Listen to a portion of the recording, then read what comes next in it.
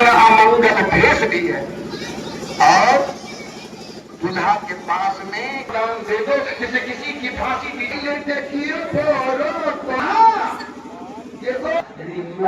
देखिए बगल में हनुमान जी का मंदिर है, दिखाइए।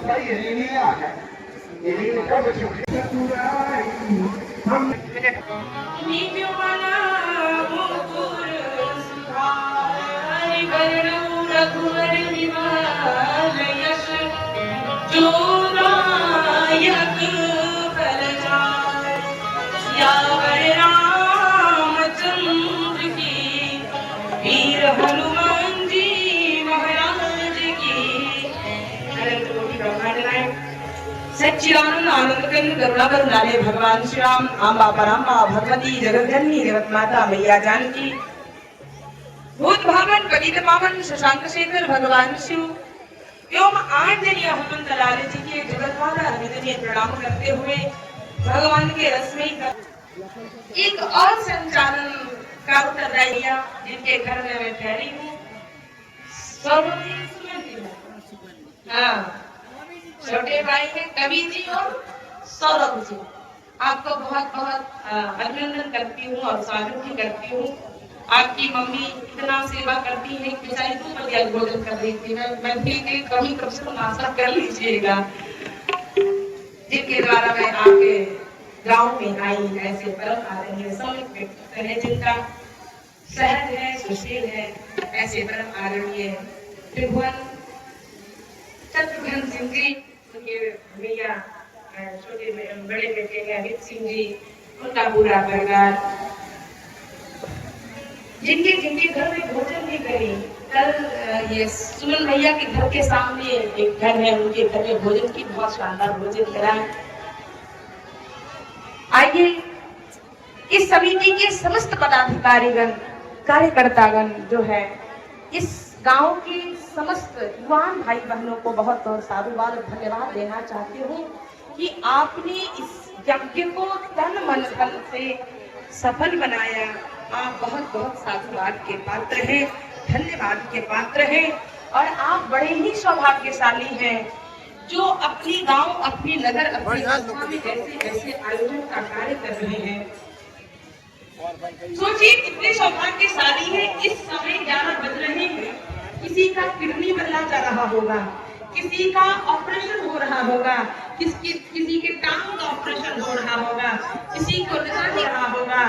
और उसी समय आप बैठ के अपने गांव में इतने लोगों के साथ भगवान नाम संकीर्तन कर रहे हैं, भगवान की कथा श्रवण कर रहे हैं। क्या कम सौभाग्यशाली है? आइए 2 बार भगवान नाम संकीर्तन करते हैं, तत्पश्चात भगवान की कथा में प्रवेश करेंगे। आज मैं जा रही थी बनियापुर, तो एक चालक है लेकर गए थे गाड़ी अमित भैया, तो उन्होंने भिखारी ठाकुर जी का नाम, बाबा जानते होंगे, परम आदरणीय, बड़े सुंदर ढोलक बजाते हैं, धर्मनाथ जी, परम आदरणीय धर्मनाथ जी, आपको भी खूब खूब प्रणाम करती हूँ। हमारे साथ आए हैं छोटे भाई वाल्मीकि उपाध्याय जी और बड़े भाई श्याम जी शास्त्री, आपको भी खूब खूब अभिनंदन है। तो भिखारी ठाकुर के नाम से याद आया, चलिए भिखारी ठाकुर से ही शुरुआत करते हैं, क्योंकि भिखारी ठाकुर हमारे छावड़ा के गौरव है।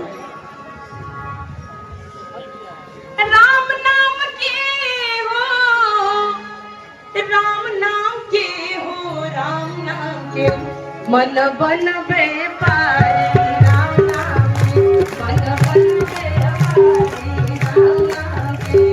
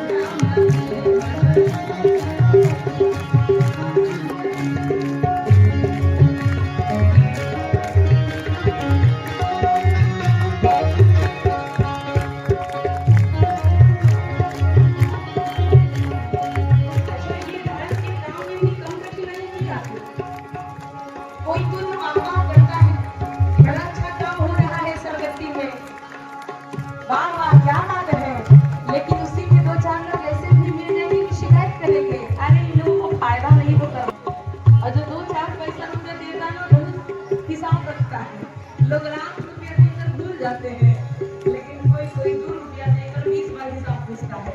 बस यहाँ पर रामचंद्र की ये होता सदा ही कोई एक बतियाई, ये होता सदा ही कोई एक बतियाई, आदि कोई कहीं इतना में नावता भिखारी, राम नाम मन मन व्यापारी, राम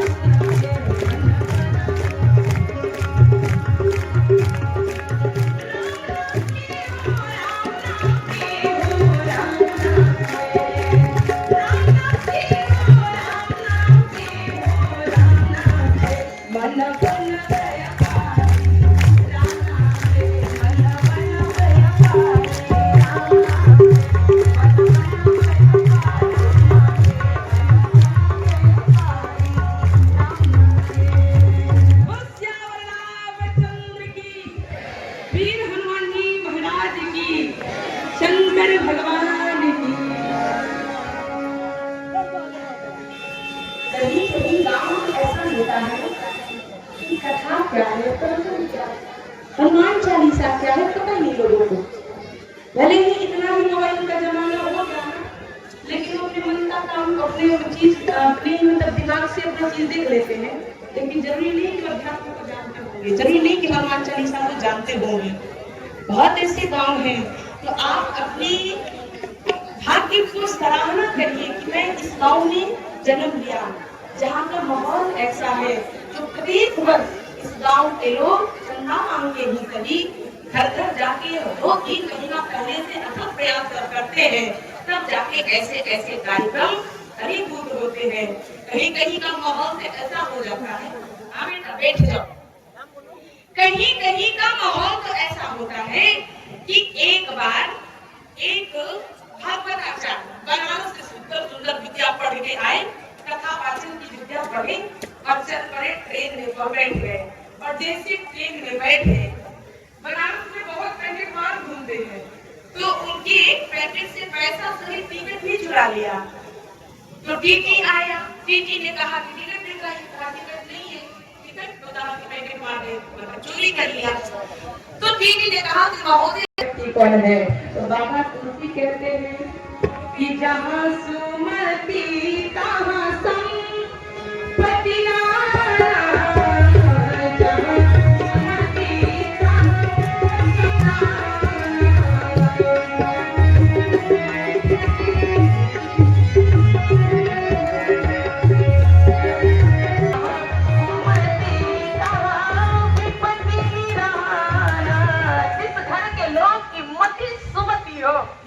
वही इस धरती का सबसे धनी व्यक्ति है, धन्य हो जाएगा।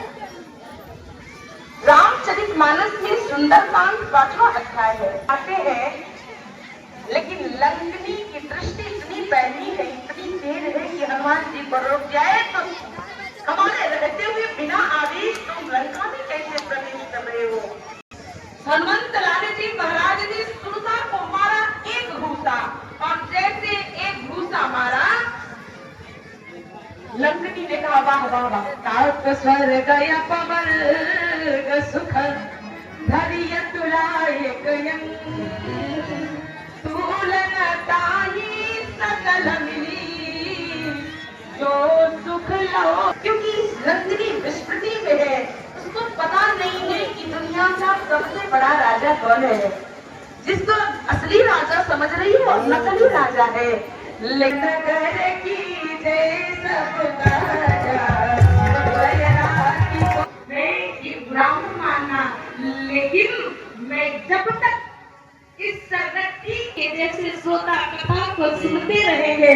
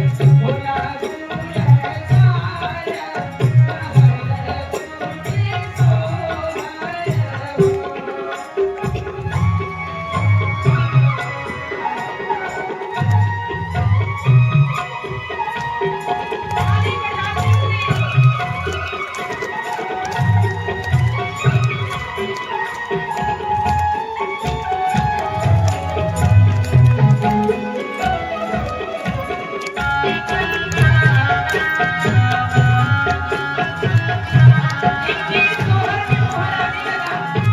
आप लोगों को भी ऐसा गाना करने की इच्छा हो तो आगे जाइए, चले जाइए, क्योंकि समिति तो आप लोग के द्वारा ही मजबूत हो सकती है समिति।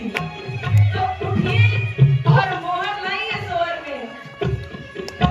अरे वो अरे अयोध्या में राम जी जन्म लेनी, अयोध्या कन्हैया बाज, अयोध्या कन्हैया बाज हो।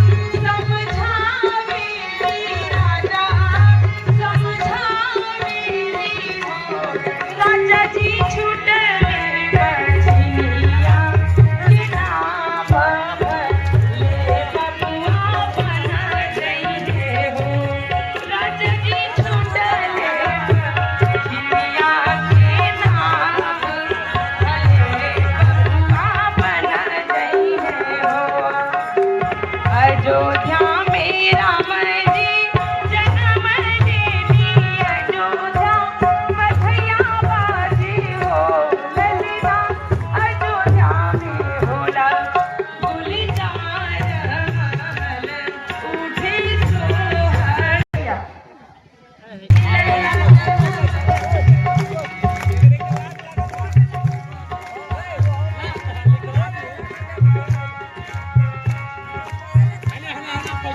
लल्ला जन्म सुनी आई, कौशल्या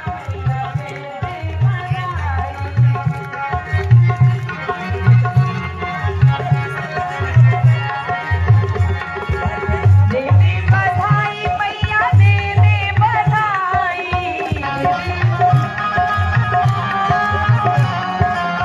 दे दे बधाई मैया, दे दे बधाई।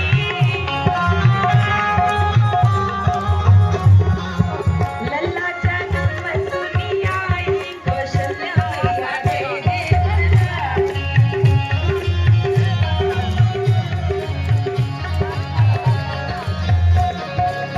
लल्ला जन्म सुनी आई, अंजनी मैया दे दे बधाई।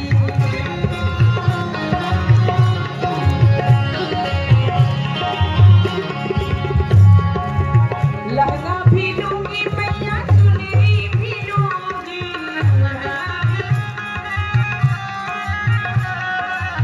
लहंगा भी लूंगी मैया, चुनरी भी लूंगी।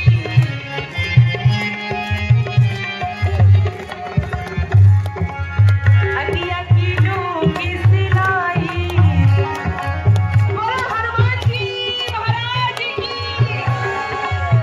अनिया की लूंगी सिलाई,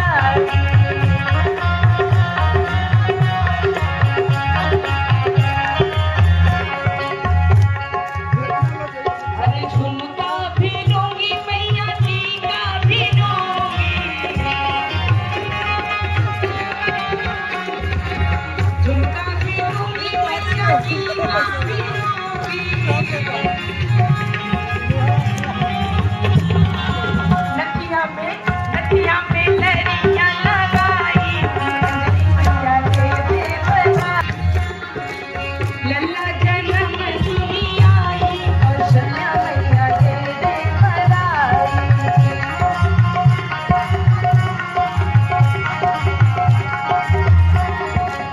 लल्ला जन्म सुनी आई, अंजनी मैया दे दे बधाई।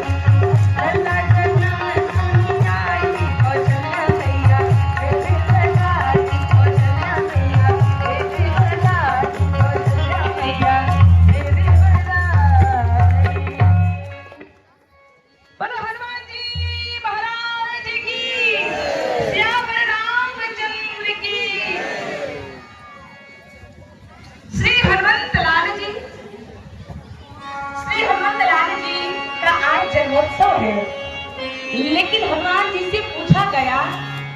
कि अगर तुम्हारी प्रशंसा हो रही हो, तुम्हारी कथा हो रही, राम एक प्रवेश करते हैं। भगवान श्री राम पहुंच गए हैं कहाँ? मिथिला में। और मिथिला में इसलिए गए तो धनुष का यज्ञ चल रहा था, धनुष यज्ञ चल रहा था। लेकिन धनुष यज्ञ तो चल रहा था, धनुष यज्ञ के लिए देश देश के राजा आए थे, लेकिन धनुष किसी से भी नहीं हिला। सब तिल मात्र भी धनुष नहीं हिला। सब अलग हो गए। जब तिल मात्र धनुष नहीं हिला तो 10,000 एक एक करके राजा आए और प्रतिष्ठा गंवा के चले गए थे। लेकिन सारे राजाओं ने मिलकर एक योजना बनाई, क्यों ना 10,000 लोग मिलके हम धनुष को तोड़ दें। भूप सहस्त्र हम युद्ध के मैदान में जाएंगे और सारे राजा एक दूसरे का हड्डी तोड़ेंगे, तब जाके जो एक बचेगा वही सीता से विवाह। 12 बुद्धि के बृहस्पति। लेकिन बाबा तुलसी लिखते हैं कि भूप सहस्त्र 10 एक, भूप सहस्त्र 10 एक,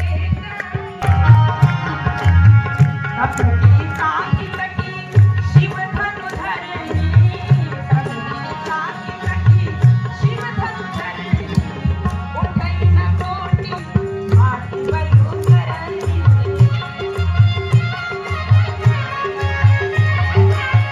उठई न कोटि आरती बलु करनी। एक संत का भाव है, निटामा की ताकी तकी शिवा धनु धरनी। नट बाटू बरगद के टूट कर टुकड़ा के तमाशा लगवाया है। तो वो मैकेनिकल इंजीनियर जैसे पहुंचा धनुष के पास, तमक के धनुष को जैसे पकड़ा और जैसे तमक के पकड़ा, नीचे झांक के देखा था, तमक की ताकी तकी, और तका तो ताकते रह गया। क्या देखा?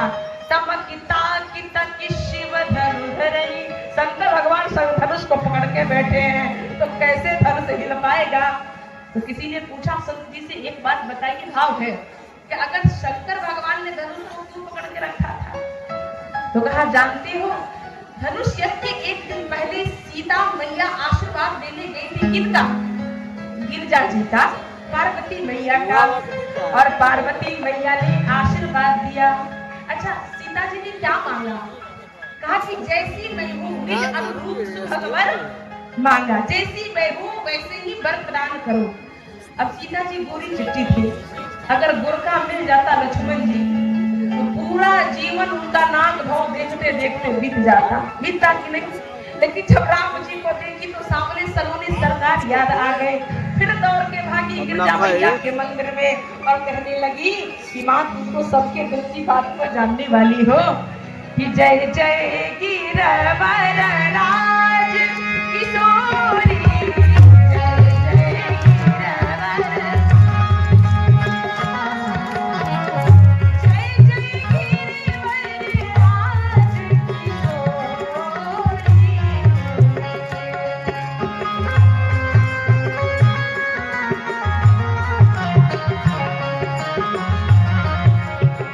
जय महेश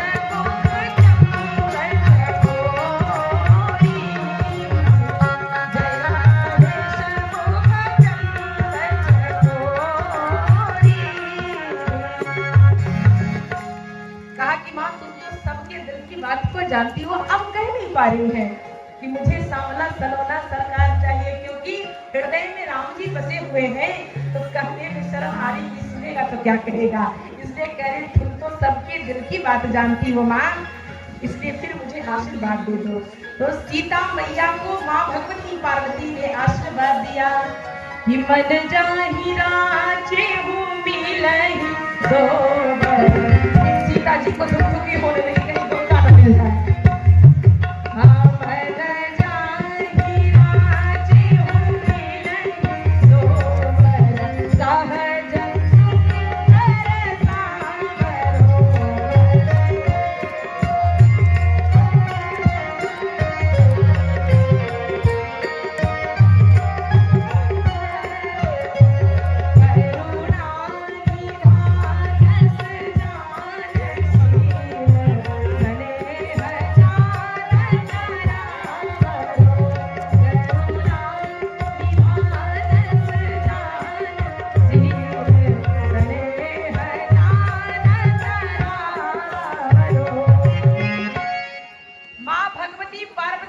सीता जी को आशीर्वाद दे दिया, बिटिया तुमने जिसको पसंद किया है, तुम्हारे दिल में जो सामने सलोने सरकार बसे हुए हैं, वही तुम्हें वर के रूप में मिलेंगे। सीता मैया को पार्वती ने आशीर्वाद दे दिया, लेकिन जब सभा में देखी कि बाणासुर आया है जिनके सहस्त्र हाथ है, और रावण आया है जिसके चलने से धरती डगमग डगमग हिलती है, और जब रावण बोलता है तो देवांगनाओं के गर्भपात हो जाते हैं, वो रावण वो बाणासुर आए हैं। सीता मैया को आशीर्वाद देने के बाद पार्वती मैया घबराने लगी सभा में बैठे राजाओं को देखकर, और शंकर भगवान ने पूछा, देवी आज बड़ी चिंतित हो, क्या बात है? ध्यान से सुनना। पार्वती मैया ने कहा, भोलेनाथ आपके तरह ही मैं एक गलती करूंगी। अच्छा माताएं, हम एक ही मैया है, हम एक ही पार्टी के लोग हैं, माताएं अपनी गलती को नहीं कहती कि हमसे गलती हो गई ना, हमारे तरह गलती है, मतलब हम सब कभी पहली बार करे बड़ी कुछ करेगा, तो कहा कि आपकी तरह पहली बार हमसे गलती हो गई है। भगवान शंकर ने कहा, मेरी तरह? कहा हाँ, गलतियां करते हैं, आज पहली बार हमसे हुई है। शंकर भगवान ने कहा, एक बात बताओ, हमारा किसको गलतियां पहले गिना दो। जैसे भस्मासुर वाला कांड हुआ था, अच्छा क्या हुआ था कांड में? भगवान शंकर ने एक असुर की तपस्या किया, और जैसे तपस्या किया भगवान शंकर ने कहा तथास्तु, और तथास्तु ने क्या कहा कि तुम जिसके माथे पर हाथ रखोगे जल के भस्म। और असल में क्या हुआ, शंकर भगवान को ही परेशानी उठानी पड़ी थी। असुर वो वरदान प्राप्त करके जा रहा था अपने घर को, तब तक बीच में नारद बाबा मिल गए, नारायण नारायण करते हुए। अब नारद बाबा को देखकर भस्मासुर ने कहा, ए बाबा ऐसा फोकस मारूंगा कि जल के यही फसल हो जाओगे। अब नारद बाबा घबरा गए, न जाने कौन सा आशीर्वाद लेकर आ रहा है। नारद बाबा बड़े परेशान हो गए। अच्छा जब दो चार लोगों से, दुष्ट लोगों से घिर जाओ ना, तो नारद बाबा बड़ी चालाकी का काम किए। जैसे अधपागल लोगों के चक्कर में पड़ जाओ, अहंकारी लोगों के चक्कर में पड़ जाओ, दुष्ट लोगों के चक्कर में पड़ जाओ, उनके फेरे में पड़ जाओ, तो बचने के लिए एक ही उपाय है, उनकी झूठी प्रशंसा शुरू कर दो, प्रशंसा से प्रसन्न हो जाएंगे। नारद जी ने यही कार्य किया। कहा, क्या बात है बेटा, तुम इतने भोले भाले सीधे साधे राक्षस, देवता तो जानते बड़ी कपटी होते हैं। कहा, क्या बात है? कहा कि भोले बाबा ने आशीर्वाद दिया है कि मैं जिसके सर पे हाथ रखूं जल के भस्म हो जाएगा। अरे बाबा रे, तू तो बड़ा भोला है। एक बात बता बेटा, जिस दुकान से टर्च खरीदी जाती है, पहले वही जला के देखा जाता है कि जल रहा है कि नहीं जल रहा है। कहीं घर लेकर चले गए और बाद में भोले बाबा ने कहा, हमने तो ठीक ठाक दिया था आशीर्वाद, अब तुमने ही कोई गलती किया होगा, तब क्या होगा?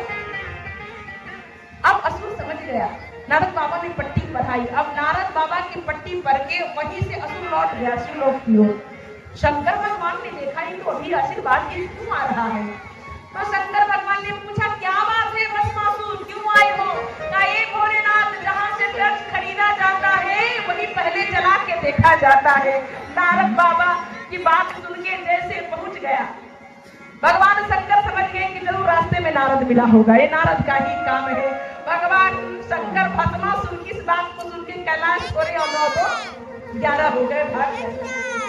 और भागते भागते भस्मासुर पीछे पीछे, शंकर भगवान आगे आगे, भागते भागते एक बरगद का पेड़ देखे भगवान शंकर, और अपने बरगद के कोटर में अपना सर घुसाए और राम राम राम राम राम कहने लगे। जब सर नहीं लिया तो भस्मासुर वहां से दूसरा रुख ले लिया, दूसरे जगह चला गया। सभी देवी देवताओं को परेशान किया, मनुष्यों को बहुत परेशान किया। तो ये बात विष्णु भगवान के पास पहुंच गया। जब विष्णु भगवान के पास ये बात गई तो विष्णु भगवान ने कहा, परेशान होने की कोई जरूरत नहीं। अच्छा विष्णु भगवान क्या किए कि पार्वती मैया का रूप धारण के छम छम छम छम चलते हुए विष्णु भगवान पहुंच गए असुर के पास, भस्मासुर के पास। अब जैसे भस्मासुर ने मैया पार्वती को देखा, यानी विष्णु रूप में, तो लग जाने लगा, बेटी कहाँ जा रही हो? कहा कि बस मैं तुम्हारे पास ही आ रही हूँ। इसलिए क्या बात है, कहा वो भोले बाबा से आज झगड़ा हो गया है।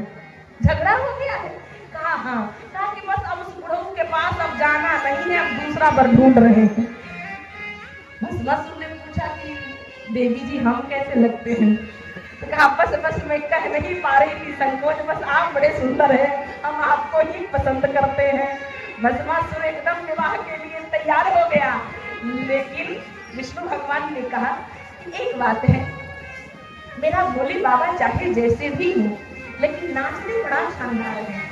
तो भस्मासुर खूब नाच के दिखाया, खूब नाच के दिखाया।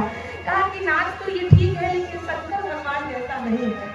तो कहा कि जब शंकर भगवान अपने एक हाथ को माथ पर रखते हैं, दूसरे को कमर पर रख के जब ठुमका लगाते हैं तो मैं देख के प्रसन्न हो जाती हूँ। वैसे ही कहा भस्मासुर बात हो सकते हैं, और जैसे माथे पर हाथ रखा कि भस्मासुर के जल के वही खत्म हो गया। बोलो शंकर भगवान की। फिर विष्णु भगवान अपने रूप में आए, और विष्णु भगवान अपने रूप में आए तो भगवान शंकर को खोजे।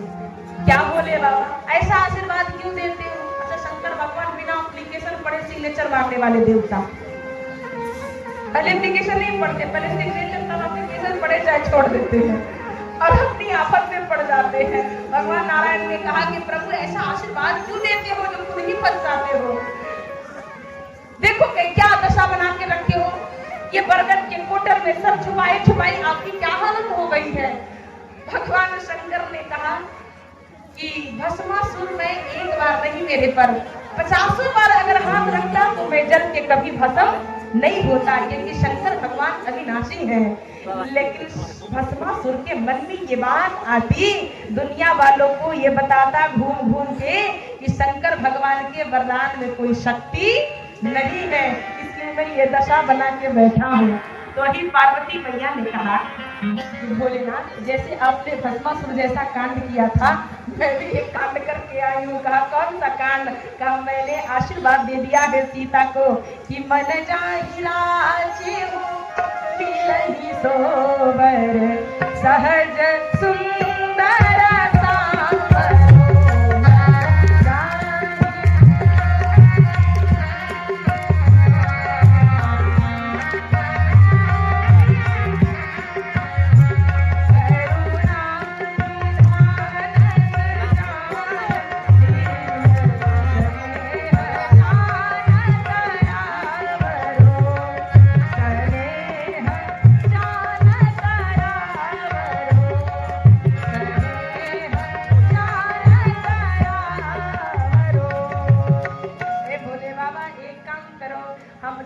धनुष रखा हुआ है ना सभा में, बस उस धनुष को पकड़ के बैठ जाओ। तमकिता की शिव धनु धरई। लेकिन एक बात का ध्यान रखना, क्या कहा, जब मेरे राम जी आएंगे ना तो उस समय पकड़ के सो मत जाना, उस समय छोड़ देना। बोलो शंकर भगवान की। इसलिए 10,000 राजा मिलके भी धनुष को हिला नहीं पाए। किसी ने धनुष से पूछा, तुम टूट जाते तो कितना अच्छा होता, एक नाम हो जाता कि ये धनुष इतना मजबूत है कि 10,000 राजा के 20,000 हाथों ने इस धनुष को तोड़ा है, टूट जाते तो बड़ा तुम्हारा नाम होता, यश होता। धनुष ने बड़ी सुंदर बात कही, मैं टूटूंगा, अवश्य टूटूंगा, लेकिन मेरे उन 10,000 राजाओं के हाथ टूटने से न जाने कितनों का घर खंड खंड हो जाता, कितने राजाओं का घर टूट जाता। मैं टूटूंगा, किसी के घर तोड़ने के लिए नहीं बल्कि किसी का घर जोड़ने के लिए टूटूंगा, इसलिए चिंता मत करो। लेकिन 10,000 राजाओं ने जब अपनी प्रतिष्ठा गवा दी तो एक पिता रोने लगा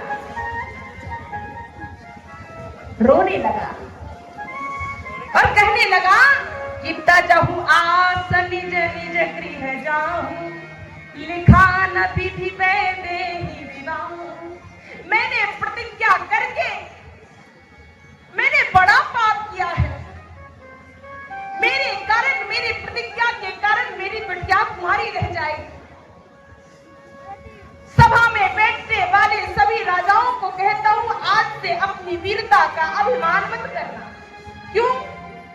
क्योंकि मैंने जान लिया है ये धरती वीरों से खाली हो गई है। वीर विहीन मरी मैं जान। आज महाराज दशरथ उस भरी सभा में रो रहे हैं। काल कौन सा है? काल त्रेता है, लेकिन क्या कलयुग का बाप नहीं रोता? कलयुग का बाप आज भी रोता है।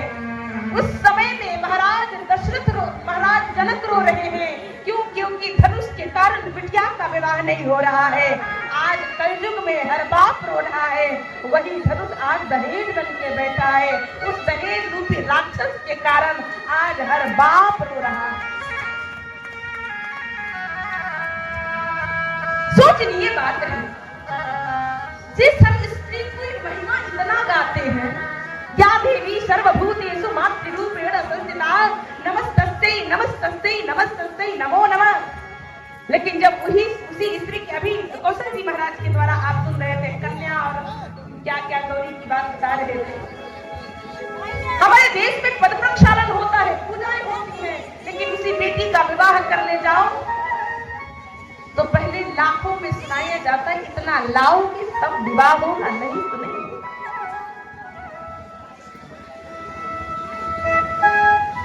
सोचो हम स्त्रियों के साथ कितना भेदभाव होता है। जब हम बेटियां जन्म लेते हैं ना, तो एक मंटू नाम का विचारक था। वो कहता था कि बेटियों का पहला हक मान लिया जाता है, वो है उसके होने की खुशियां।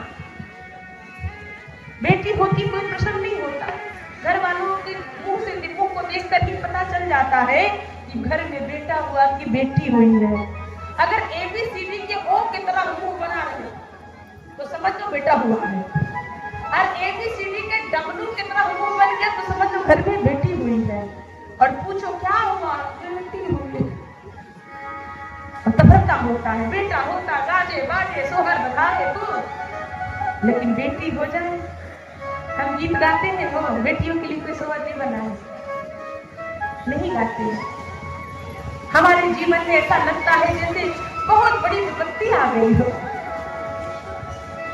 हमें बहू कैसी चाहिए? रसगुल्ला से भी मीठी बहू चाहिए। लेकिन उस बेटियों के जन्म पर एक इलायची दाना बांटा जाता है, बतासा भी नहीं बांटा जाता। लेकिन 21वीं सदी में हम बैठ इस बात को सुन रहे हैं। अब बेटा बेटी में फर्क मत करिए। जो बेटा कर रहे हैं वो बेटियां कर रही हैं। पूछ देगी पापा हमारे जन्म से आपने कौन सी मिठाई बांटी? क्या कहोगे? तफरका मत करो। काहे कैल ए बाबूजी दुरंगी पिया,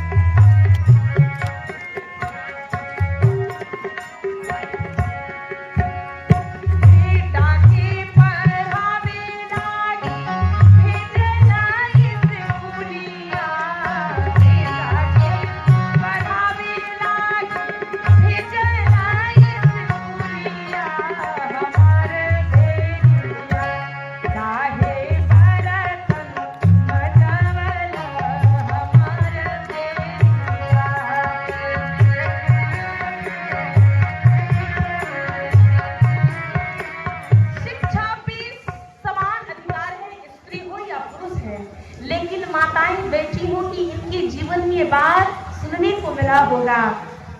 माँ पढ़ने जाना चाहती, पढ़ लेंगे कलेक्टर बनूं, चिट्ठी भर पढ़ लूं, बस बहुत है। आजकल बेटियां कलेक्टर बन रही हैं, इसलिए अब तफरका ना हो। लेकिन अब अभी भी बेटियों को अब शिक्षा में अधिकार है, पढ़ रही है, अपने मुकाम को पा रही है, अच्छी बात है। लेकिन बेटियों निवेदन करती हूँ हाथ जोड़ के कि पढ़ो, मन लगा के पढ़ो, पढ़ो ऐसा पढ़ो कि कुछ बन सको, और कुछ ना भी बनो वैसा माहौल ना मिला, लेकिन इतना तो अवश्य पढ़ लेना कि आज के जमाने में 10-20 हजार कमाने लायक अवश्य बनो, स्वावलंबी बनो, आत्मनिर्भर बनो। क्योंकि बेटियों का जो जीवन होता है ना, बड़ा अजीब होता है। मान लो विवाह हुआ, अगर अच्छा वर नहीं मिला तो न बेटियां घर की रहती है न घाट की रहती है। मायके आके 2-4 दिन रह जाए तो माँ बाप परेशान नहीं होते, पड़ोसी का वाइल बड़ी जइहर ना, पड़ोसी परेशान हो जाते हैं। तो बेटियों पढ़ो, अगर तुम्हें मिल रहा है, अधिकार है, तुम जा रही हो तो मन लगा के पढ़ो, क्योंकि आपका जीवन ना बड़ा अजीब है। बेटियों को जो विवाह में थके जाते हैं माँ बाप, तो बेटियां न घर की होती है न घाट की होती है। इसलिए आत्मनिर्भर बनो। बेटियों के साथ एक और नंबर का होता है, और क्या, बेटा के बिया ही लाग बधाला पगड़िया, बेटा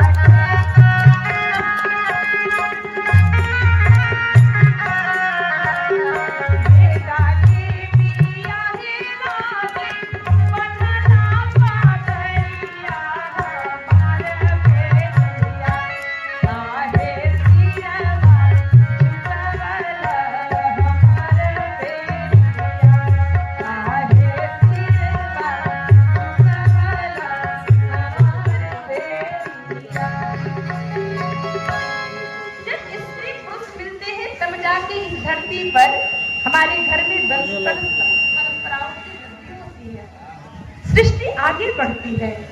तो इसमें स्त्री छोटी और पुरुष बड़ा कैसे, प्रश्न सोच लीजिए। बोलो श्याम रामचंद्र की। क्या बेटा होने से बेटे के घर वाले ऊंचे हो जाते हैं, और क्या बेटी घर में आने से बेटी के पिता नीचा हो जाता है? विवाह करने जाता है मर्दिया तो नीचे आम करके बच्चा बेटी के बाप हवा, क्या बेटी के बाप होने से बाप नीचे हो जाता है? मन में अपनी विचार करना, प्रश्न पूछना, क्या ये सही है? करना प्रश्न अपने मन में। क्या बेटी होने से उसका बाप छोटा हो जाता है? जो एक बेटी का बाप अपने जीवन की सारी संपत्ति को दांव पर लगाता है, बेटी भी देता है, बेटी भी देता है, उसके बाद भी लोग कहते मर्दियों से यहाँ नीचे करके बतियावा, बेटियों से नौ पे रहा। बेटी होने से कोई छोटा नहीं हो सकता। हम दोनों बराबर हैं, क्योंकि सृष्टि दोनों के होने से होता है, किसी एक का सामर्थ्य नहीं है। तो एक छोटा एक बड़ा क्यों? वही बेटियों का जब विवाह होने जाता है, बिन दहेज बात नहीं सुनी जाती, नहीं सुनी जाती बिन दहेज। आज वही बाप रो रहा है, लेकिन इस दहेज रूपी राक्षस को न विद्वान खत्म कर सकता है, न धनवान खत्म कर सकता है, न रूपवान खत्म कर सकता है, न ज्ञानी खत्म कर सकता है। अगर खत्म कर सकता है तो इस देश का नौजवान ही खत्म कर सकता है, इस देश को नौजवान ही खत्म कर सकता है दहेज रूपी राक्षस। इतना समर्थवान बनो। अच्छा, हम लोग झूठी शान शौकत के चक्कर में दहेज वेज का वो करते हैं। इतना कपड़ा तो हमारे घर का यहाँ लग जाएगा, तो 2 लाख कपड़ा हो गया, 20 लाख का गहना हो गया, 25 लाख की गाड़ी हो गई, 3 लाख का ऑर्केस्ट्रा हो गया। तो किस पे जाएगा? तो बेटी का बाप देगा। झूठी शान शौकत के चक्कर में किसी को प्रेशर मत दो, सोच समझो और विवाह तय कर लो। इतना धन चक्कर लगता है, और खासकर हम लोग दिखाने में बड़ी मरते हैं। उनके घर में 5 सब्जी बनी है तो हमारे घर तो 6 बनी भी। झूठी शान शौकत है, और इसके चक्कर में हम कर्ज काटते हैं, और एक दिन घोड़ी पर चढ़ने के लिए जीवन भर गधा बन के हम कर्ज को उतारने के लिए काम करते हैं। लेकिन हमारी शान में कमी नहीं आनी चाहिए। ये कोई बात हुई? अगर है तो करो अंबानी जैसा विवाह। 6 महीना ब्याह हुआ था उसका, अभी आनंद अंबानी का हुआ था ना 6 महीना का रिंग सेरेमनी। तो क्या क्या क्या लोग देखने वाले देखते रह गए। तो है तो करो, नहीं हो तो झूठ मूठ का अपनी जमीन बेच के, अपने खेत बेच के, एकदम नहीं इज्जत की बात है। क्यों सब्जी बनवा रहे हो 25? एक ही बात ना, काम खत्म करो। तो आज जनक जी रो रहे हैं। जनक जी को रोते हुए एक संत ने देखा, कहा उठहु राम भंजहु भव चावा,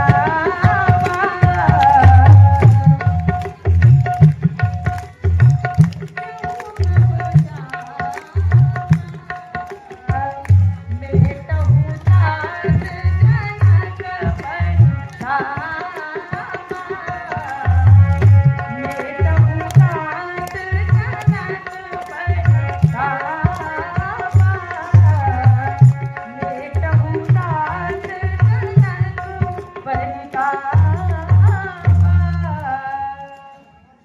राम जी उठते हैं, गुरु जी को गुरु ही प्रणाम हो, गुरु जी को प्रणाम किए, आज्ञा ली और जाके धनुष के पास प्रदक्षिणा करते हैं। राम जी गुरुदेव को प्रणाम करते हैं। प्रणाम करने से हमारे जीवन में 4 चीजों की प्राप्ति होती है। अभिवादन शीलस्य नित्यम वृद्धोपशी वरः चत्वारि तस्य वर्धन्ते आयुर् विद्या यशो बलम। राम जी सवेरे उठते हैं तो यही कार्य करते हैं। कौन सा कार्य? कहते हैं प्रातः काल उठी के रघुनाथ।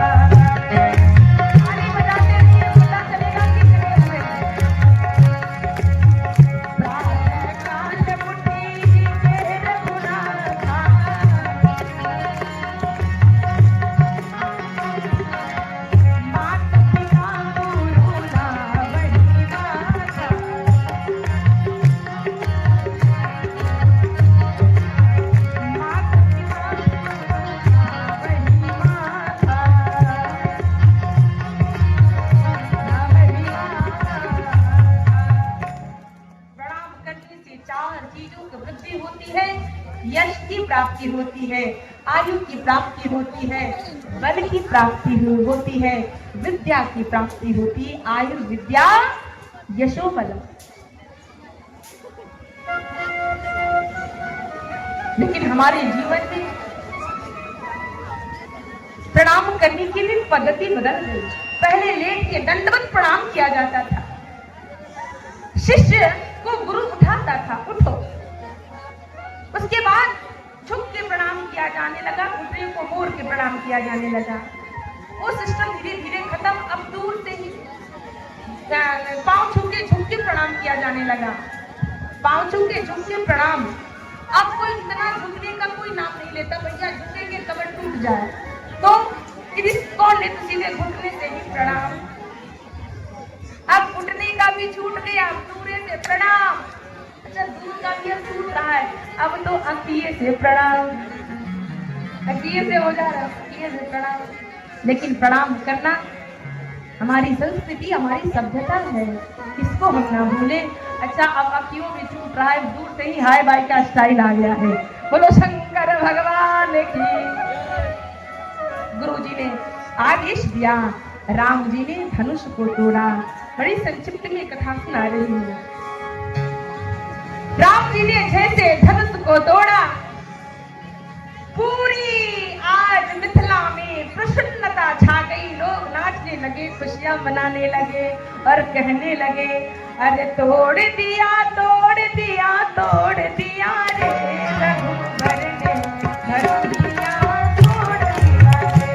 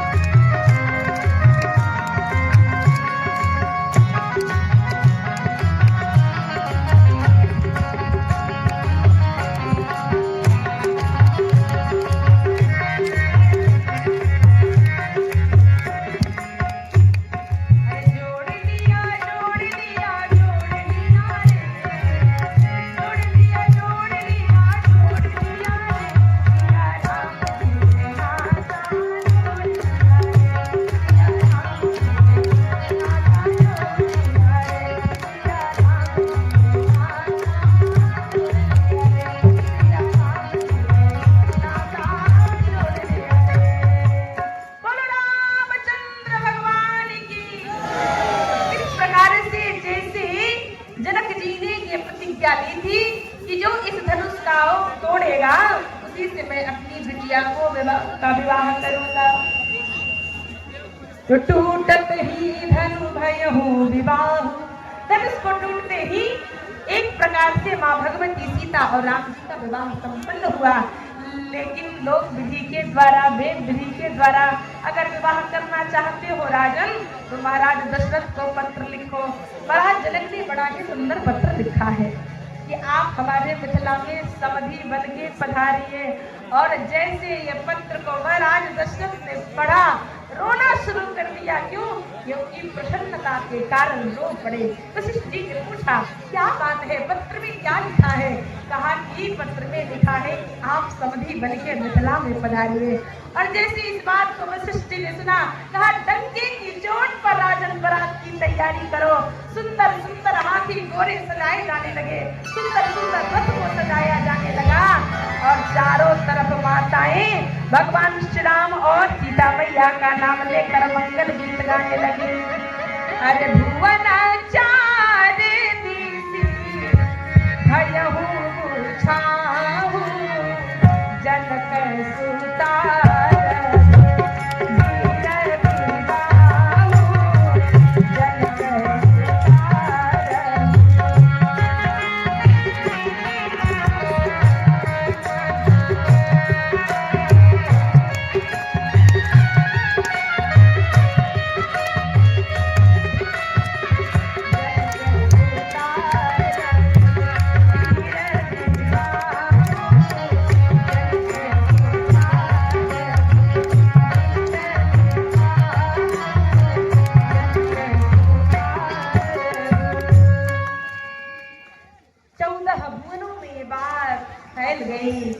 भगवान श्री राम और मां भगवती सीता का विवाह होने वाला है।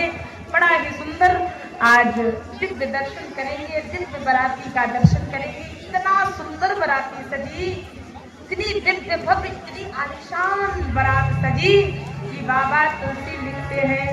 पूछा गया कि वर्णन कर दो बरात का। कहा कि मेरे कलम में ताकत नहीं है जो राम जी की बरात की दिव्य झांकी का वर्णन कर सको। बाबा लिखते हैं कि बरई न बरानत बनी बराता। वर्णन करते नहीं बना, लेकिन राम जी का विवाह जैसे शंकर भगवान के विवाह को सुन रहे थे, तो राम जी का विवाह भी कम अजीब नहीं हुआ है। कहा कैसा अजीब? कहा कि सिया राम जी की अजब बरात अवध से मिथिला गई।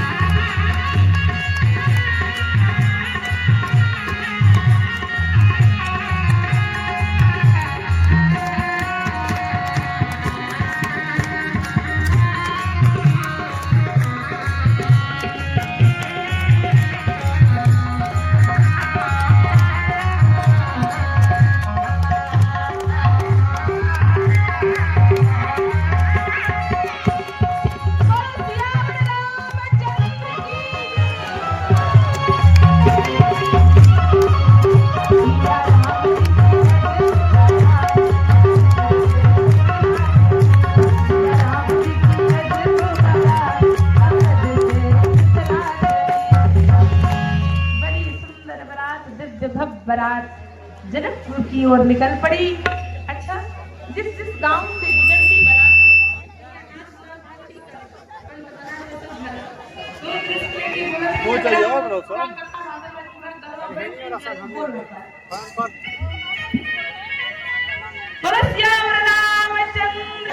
इतनी दिव्य बारात के वहाँ उनकी बिटिया से राम जी का विवाह है। हम लोग बारात लेकर जा रहे हैं। इतनी सुंदर बारात है, इतनी दिव्य भव्य, इतनी आलिशान बारात हमने आज तक नहीं देखा। एक बात बताओ, जब बाराती इतनी सुंदर है तो दुल्हा कितना सुंदर होगा। दुल्हा का दर्शन करा दो। अब जैसे दुल्हा का नाम आया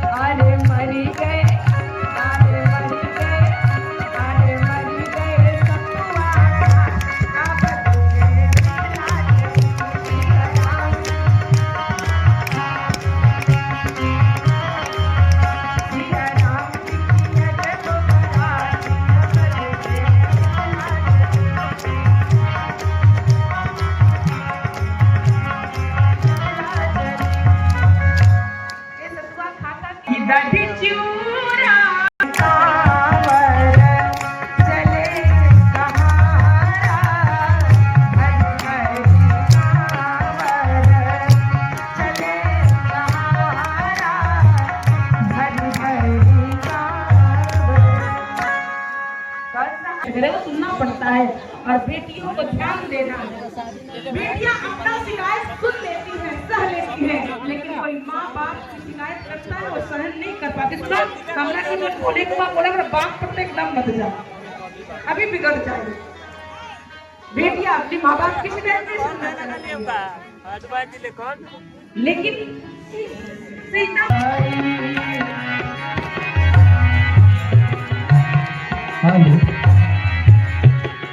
जानी पिया बारात बुलाई,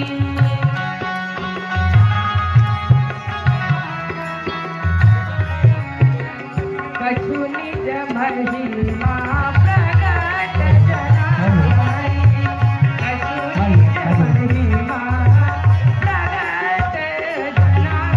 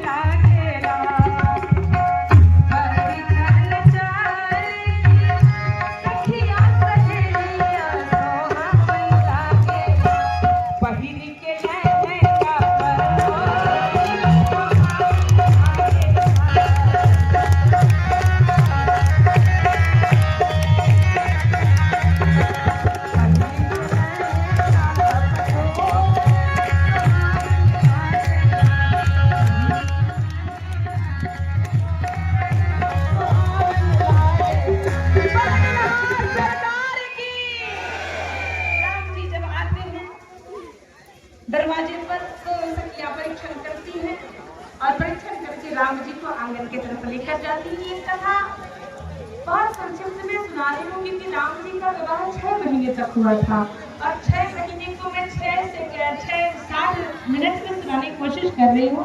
बड़ा संक्षिप्त है, समय भी काफी हो गया है। मैं आपकी धैर्य की परीक्षा नहीं लूंगी। इससे सखिया जब राम जी को परीक्षण करके लेकर जाने लगी तो राम जी बड़े मदमस्त हाथी की तरह चलते हैं, एकदम धीर गंभीर चाल में।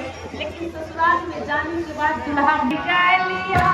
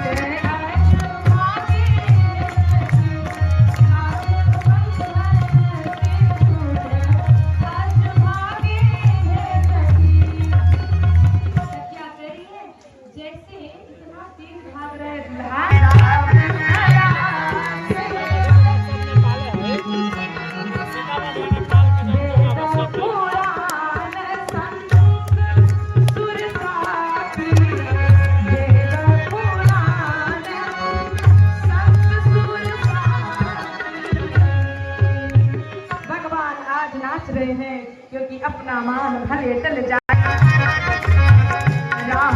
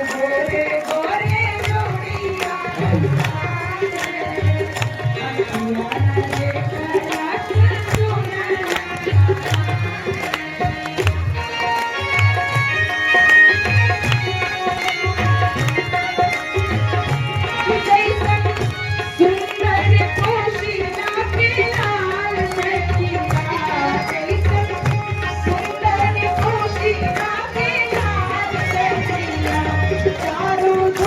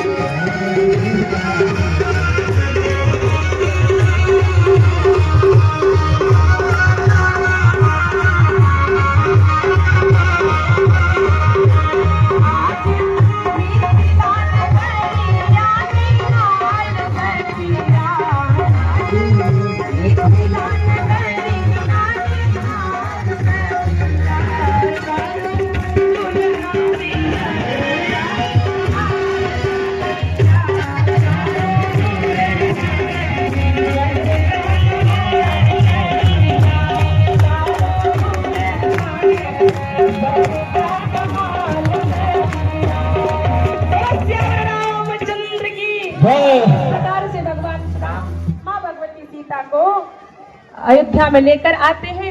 उसके बाद भगवान श्री राम को वन जाना पड़ा। उसके बाद सीता जी का हरण होता है। फिर उसके बाद सीता जी के हरण के बाद रावण का मरण होता है।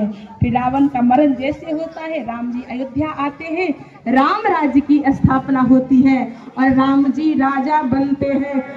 ऐसे राजा हुए जो किलों से राज नहीं किए बल्कि सबके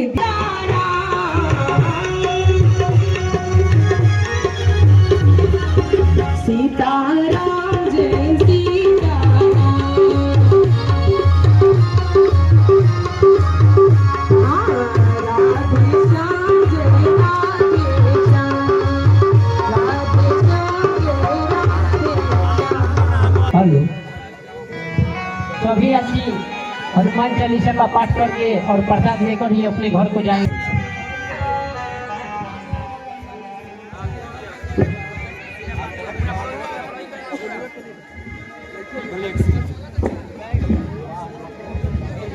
शुरू नहीं लाया वो आपका है देखिए।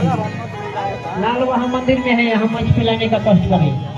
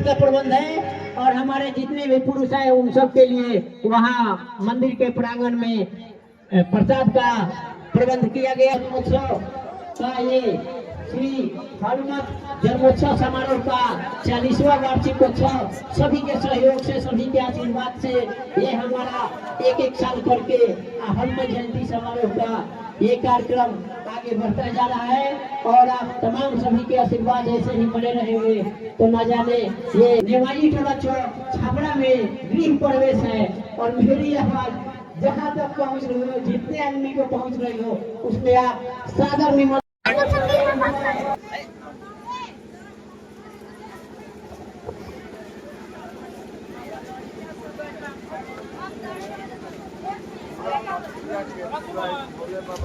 हेलो हेलो हेलो हेलो जल्दी आओ जल्दी आओ